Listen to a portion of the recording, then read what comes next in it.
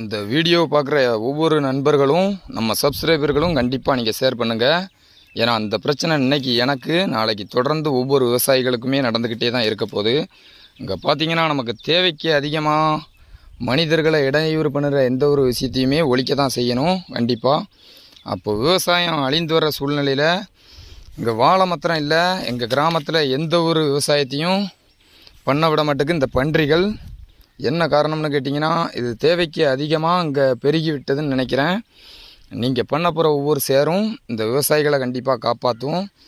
ஏன்னா இதை பன்றிகளை வனவிலங்கு லிஸ்ட்லேருந்து ஒன்று எடுங்க, இல்லை கூண்டு வச்சு பிடிச்சி கொடுத்தீங்கனாலும் ரொம்ப நல்லாயிருக்கும். ஏன்னா வனப்பகுதியிலேயே திரும்ப கொண்டு விடுங்க. ஏன்னா நம்ம ஒரு தனிப்பட்ட விவசாயி இதை செய்ய முடியாது, எல்லோரும் நினச்சா செய்யலாம். இது கண்டிப்பாக அரசாங்கம் இந்த பன்றிகளுக்கு ஒரு நல்ல நடவடிக்கை எடுக்கும்னு நாங்கள் நம்புகிறோம். ஏற்கனவே நிறைய சலுகைகள் செஞ்சுக்கிட்டு இருக்கீங்க விவசாயிகளுக்கு.